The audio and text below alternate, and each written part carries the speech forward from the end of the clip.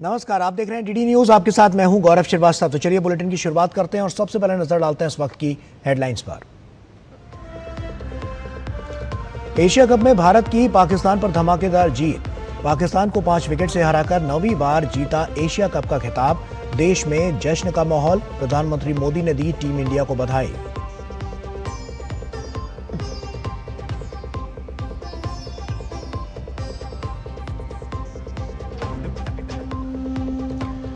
प्रधानमंत्री नरेंद्र मोदी ने स्वदेशी उत्पादों को चुनकर त्योहारी सीजन को और अधिक सार्थक बनाने का किया आह्वान।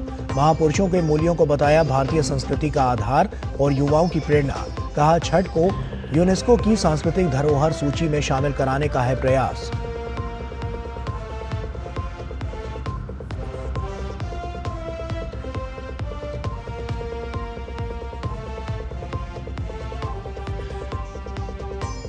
पीएम मोदी सोमवार को दिल्ली में दीनदयाल उपाध्याय मार्ग स्थित प्रदेश भाजपा के नए कार्यालय का करेंगे उद्घाटन। भाजपा के राष्ट्रीय अध्यक्ष जगत प्रकाश नड्डा, दिल्ली की मुख्यमंत्री, अन्य वरिष्ठ नेता और कार्यकर्ता भी रहेंगे मौजूद।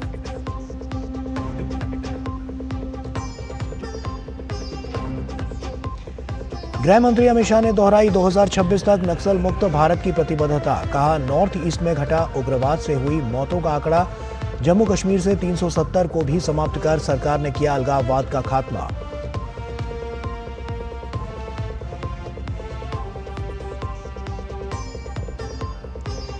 दिवाली और छठ से पहले बिहार वासियों को 3 अमृत भारत सहित 7 ट्रेनों की सौगात। सोमवार को रेल मंत्री अश्विनी वैष्णव और उप मुख्यमंत्री सम्राट चौधरी पटना जंक्शन से ट्रेनों को दिखाएंगे हरी झंडी।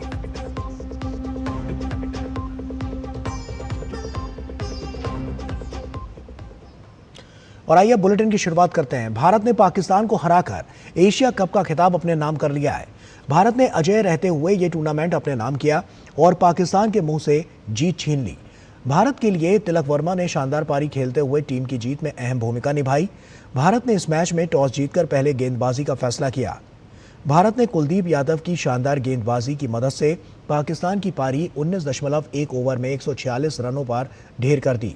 लक्ष्य का पीछा करते हुए तिलक ने 53 गेंदों पर 3 चौकों और 4 छक्कों की मदद से नाबाद 69 रन बनाए, जिसके दम पर भारत ने 19.4 ओवर में 5 विकेट पर 150 रन बनाकर मैच अपने नाम किया।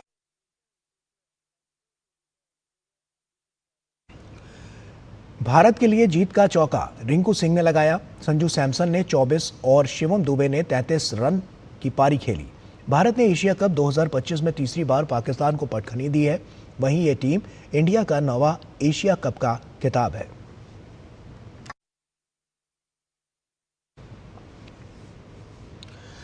प्रधानमंत्री नरेंद्र मोदी ने भारतीय क्रिकेट टीम को एशिया कप के फाइनल में पाकिस्तान के खिलाफ शानदार जीत पर बधाई दी। प्रधानमंत्री मोदी ने अपने सोशल मीडिया प्लेटफॉर्म एक्स पर पोस्ट करते हुए लिखा, खेल के मैदान पर ऑपरेशन सिंदूर, नतीजा वही, भारत जीत गया, हमारे क्रिकेटरों को बधाई।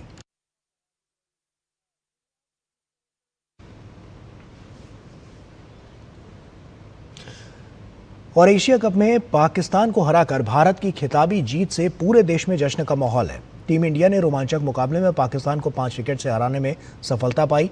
देश भर के क्रिकेट प्रेमी टीम की जीत पर नाचते गाते और जश्न मनाते दिखाई दिए।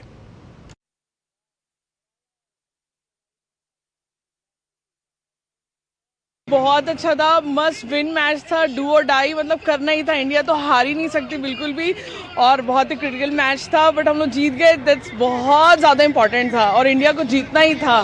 पाकिस्तान से तो हार ही नहीं सकते, कोई ऑप्शन ही नहीं था उनके पास।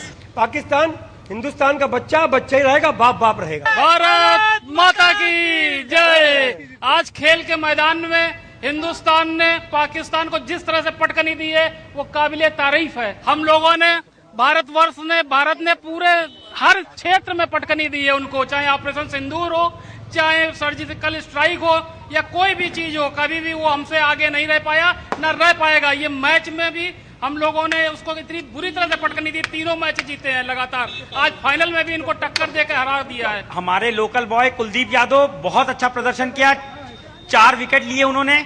और सबसे बड़ी बात ये तिलक वर्मा जी की जो पारी थी, अर्धशतक पारी, वो वाकई काबिल तारीफ थी। ये हिंदुस्तान हरदम सूर्य की तरह चमकता रहा है और हमारे टीम के कैप्टन सूर्य कुमार यादव हैं, उनके नेतृत्व से हम लोगों ने जीती है, आगे भी जीतेंगे। हमने हिंदुस्तान में जिंदाबाद थे और जिंदाबाद रहेंगे। हम हर बार पाकिस्तान को ऐसे पटक के मारेंगे। हिंदुस्तान जिंदाबाद। बहुत अच्छी जीत हुई है, जैसे हम लोग ने कंसेक्यूटिव थर्ड आईसीसी ट्रॉफी हम लोग ने जीती है, पहले T20 world cup, champions trophy और अब एशिया कप भी जीत लिया पाकिस्तान को हरा के, जो कि एक बहुत बड़ी जीत थी, क्योंकि ऑपरेशन सिंदूर में जो उन्होंने हम लोग के साथ किया था उसका बदला आज हम लोग ने लिया है फील्ड के मैदान में। और भारतीय क्रिकेट टीम के प्रशंसकों ने एशिया कप 2025 के फाइनल में भारत की जीत का जश्न मनाया। दिल्ली में प्रशंसकों ने ये जश्न मनाया है।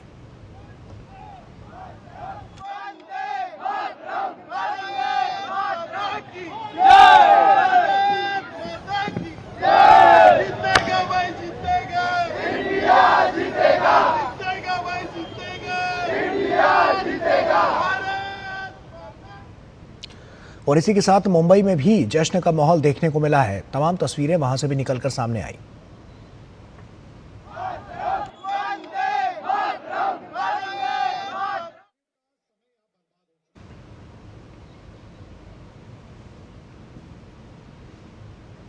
और रांची की बात करें तो रांची में भी जश्न का माहौल देखने को मिला है।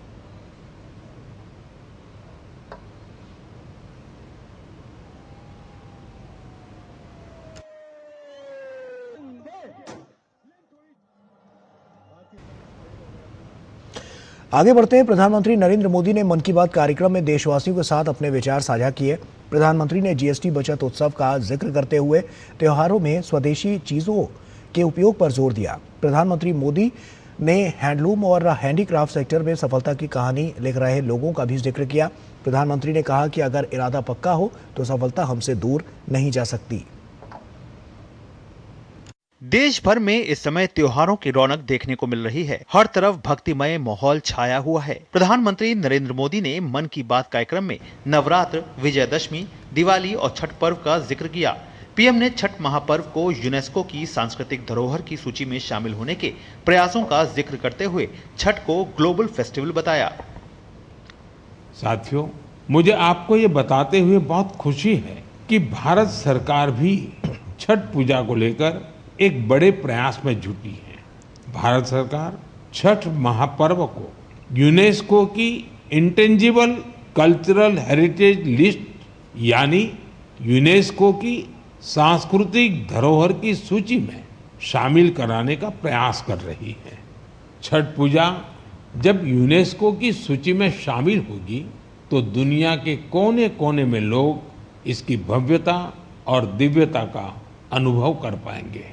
साथियों, कुछ समय पहले भारत सरकार के ऐसे ही प्रयासों से कोलकाता की दुर्गा पूजा भी यूनेस्को की इस लिस्ट का हिस्सा बनी है। हम अपने सांस्कृतिक आयोजनों को ऐसे ही वैश्विक पहचान दिलाएंगे तो दुनिया भी उनके बारे में जानेगी, समझेगी, उनमें शामिल होने के लिए आगे आएगी। पीएम ने इस बार के त्योहारों के लिए खास संदेश दिया। त्योहारों में सिर्फ स्वदेशी चीजों के उपयोग का आग्रह करते हुए कहा कि अगर हम ठान लें तो इस बार त्योहार सिर्फ स्वदेशी चीजों से ही मनाएंगे। इससे हमारे उत्सव की रौनक कई गुना बढ़ जाएगी। वोकल फॉर लोकल को खरीदारी का मंत्र बना दीजिए।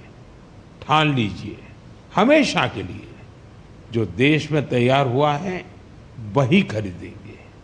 जिसे देश के लोगों ने बनाया है वही घर ले जाएंगे। जिसमें देश के किसी नागरिक की मेहनत है उसी सामान का उपयोग करेंगे। जब हम ऐसा करते हैं तो हम सिर्फ कोई सामान नहीं खरीदते, हम किसी परिवार की उम्मीद घर लाते हैं, किसी कारीगर की मेहनत को सम्मान देते हैं, किसी युवा उद्यमी के सपनों को पंख देते हैं।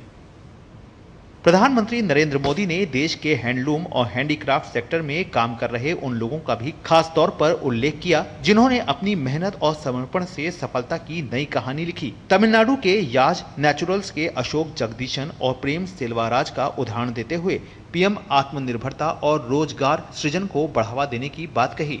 वहीं पीएम ने झारखंड के आशीष सत्यव्रत साहू का भी प्रेरक प्रसंग साझा करते हुए बताया कि कैसे जोहार ग्राम ब्रांड के जरिए आदिवासी बुनाई और परिधानों को ग्लोबल रैंप तक पहुंचाया जा रहा है। इस दौरान पीएम ने बिहार की मधुबनी की स्वीटी कुमारी के संकल्प क्रिएशन के सराहनीय प्रयास का भी उल्लेख किया। प्रधानमंत्री मोदी ने एक बार फिर देशवासियों को आत्मनिर्भर बनाने के अपने संकल्प को दोहराया। Bureau report, DD news. और प्रधानमंत्री नरेंद्र मोदी कल दिल्ली में दीनदयाल उपाध्याय मार्ग स्थित प्रदेश भाजपा के नए कार्यालय का उद्घाटन करेंगे। ये कार्यक्रम नवरात्रि उत्सव के साथ हो रहा है। इस मौके पर भाजपा के राष्ट्रीय अध्यक्ष जगत प्रकाश नड्डा, दिल्ली की मुख्यमंत्री रेखा गुप्ता, दिल्ली भाजपा के वरिष्ठ नेता, केंद्रीय मंत्री, राष्ट्रीय पदाधिकारी और दिल्ली के सांसद, विधायक, पार्षद और हजारों पार्टी कार्यकर्ता मौजूद रहेंगे।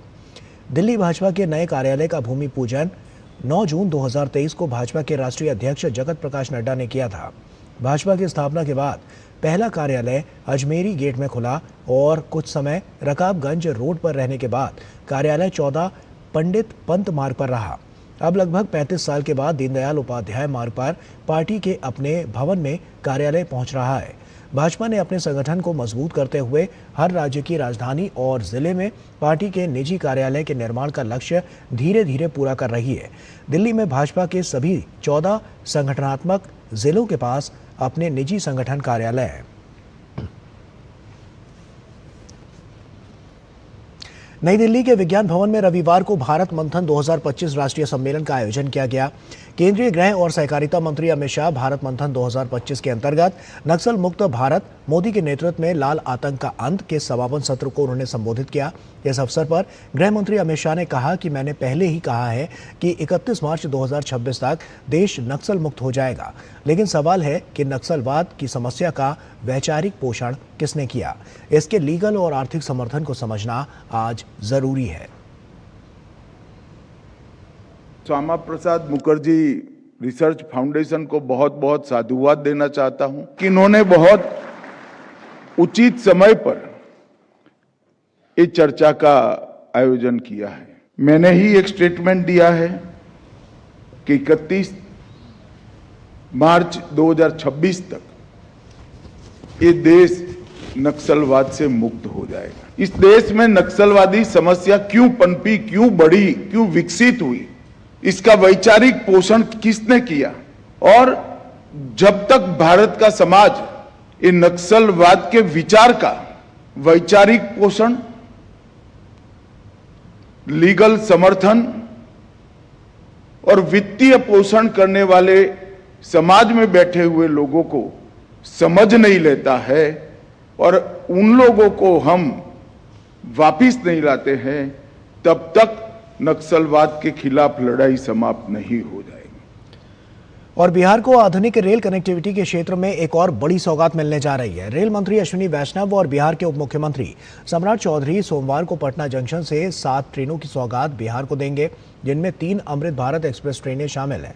कार्यक्रम में रेल मंत्री अश्विनी वैष्णव वीडियो कॉन्फ्रेंसिंग के माध्यम से जुड़ेंगे। मध्यम वर्ग और आम लोगों की लोकप्रिय ट्रेन के रूप में अपनी विशिष्ट पहचान बना लेने वाली अमृत भारत एक्सप्रेस की 12 सेवाएं अभी देश भर में चल रही हैं, जिनमें 10 ट्रेन बिहार से चलती है। 3 नई अमृत भारत एक्सप्रेस ट्रेनों की शुरुआत हो जाने के बाद इस श्रेणी की रेलगाड़ियां की संख्या जो है वो बढ़कर 15 हो जाएगी, जिसमें 13 ट्रेनों का परिचालन बिहार से होगा। प्रधानमंत्री नरेंद्र मोदी की ओर से बिहार वासियों के लिए ये बड़ी सौगात है। इसके अलावा रेल सेवाओं में आम जनता की जरूरतों को ध्यान में रखते हुए रेल मंत्री अश्विनी वैष्णव और उप मुख्यमंत्री सम्राट चौधरी द्वारा पटना बक्सर, झाझा दानापुर, पटना इस्लामपुर और शेखपुरा बरबीघा के रास्ते नवादा से पटना के लिए पैसेंजर ट्रेन को हरी झंडी दिखाकर रवाना किया जाएगा। रेल मंत्री और उप मुख्यमंत्री 3 अमृत भारत एक्सप्रेस मुजफ्फरपुर से हैदराबाद के समीप, चर्लपल्ली के मध्य, दरभंगा से अजमेर के समीप, मदार जंक्शन के मध्य तथा छपरा से आनंद विहार टर्मिनल के मध्य अमृत भारत ट्रेन का शुभारंभ करेंगे। इन ट्रेनों के शुरू होने से राज्य की कनेक्टिविटी और बेहतर होगी। ये विकसित बिहार से विकसित भारत के संकल्प को साकार करने की दिशा में एक महत्वपूर्ण कदम है। बिहार विधानसभा चुनाव 2025 को लेकर भारतीय जनता पार्टी ने मैनिफेस्टो कमेटी का गठन कर दिया है। भाजपा के प्रदेश अध्यक्ष डॉक्टर दिलीप जायसवाल ने रविवार को 13 सदस्यों की इस सूची का ऐलान किया। इस कमेटी में मंत्री डॉक्टर प्रेम कुमार, सांसद मनन मिश्रा, सांसद भीम सिंह, राष्ट्रीय मंत्री ऋतुराज सिन्हा, विधान पार्षद निवेदिका सिंह, देवेश कुमार समेत कई अन्य प्रमुख नेता शामिल हैं। यह समिति आगामी विधानसभा चुनाव के लिए पार्टी की रणनीति और घोषणाओं को अंतिम रूप देगी।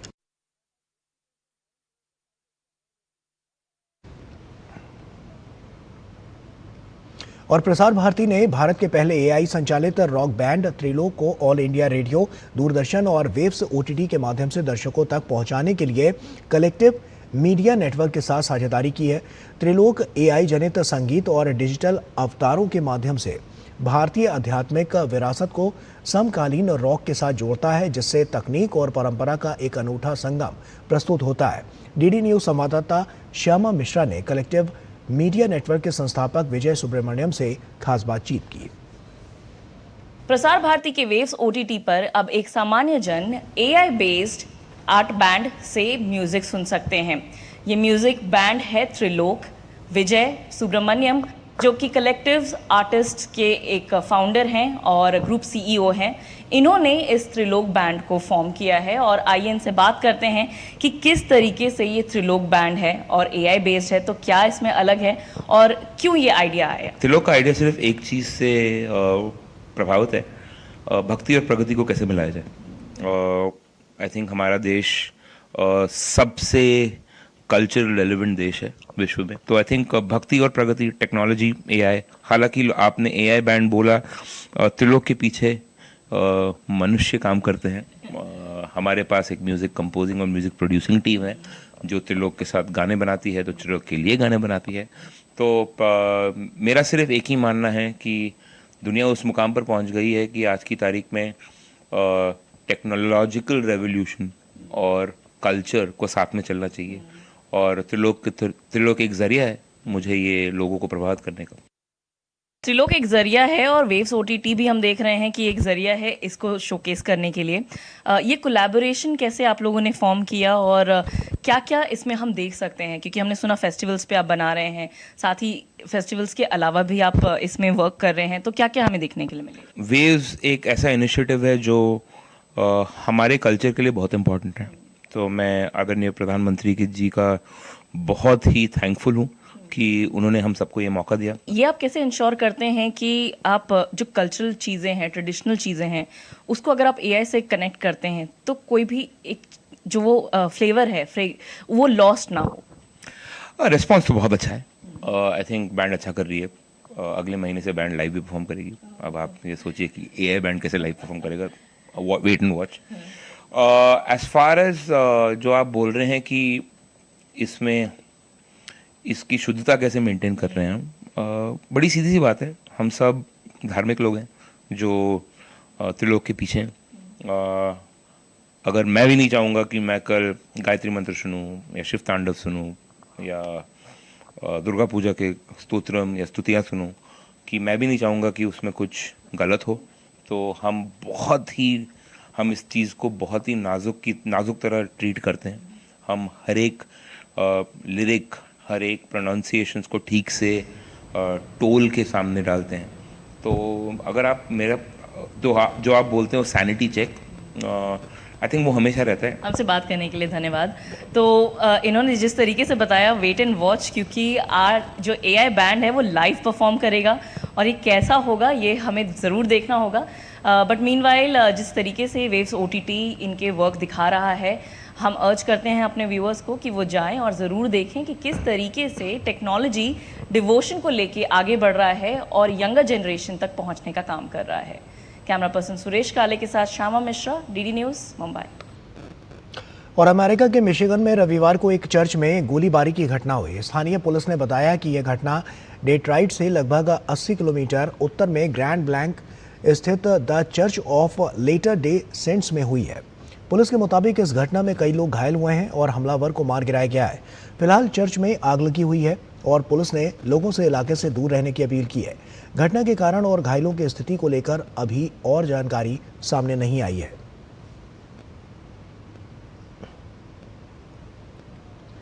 तो मिशिगन के चर्च में गोलीबारी और आग की ये घटना हुई है और हमलावर को मार गिराया गया है और उसके लेकर भी अभी तक और भी जो जानकारियां हैं वो सामने नहीं आई हैं, लेकिन इसको लेकर भी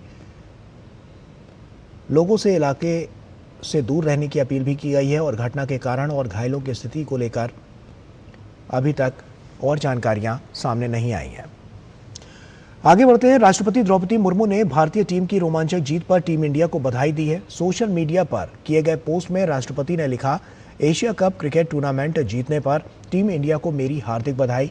टीम ने टूर्नामेंट में एक भी मैच नहीं हारा, जिससे खेल में उसका दबदबा कायम रहा।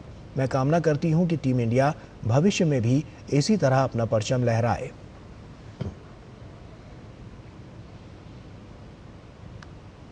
और वहीं केंद्रीय खेल मंत्री मनसुख मांडविया ने भारतीय क्रिकेट टीम को एशिया कप के फाइनल में पाकिस्तान के खिलाफ शानदार जीत पर बधाई दी। केंद्रीय खेल मंत्री ने अपने सोशल मीडिया प्लेटफॉर्म एक्स पर पोस्ट करते हुए लिखा, सरहद पे भी हराया, मैदान में भी हराया।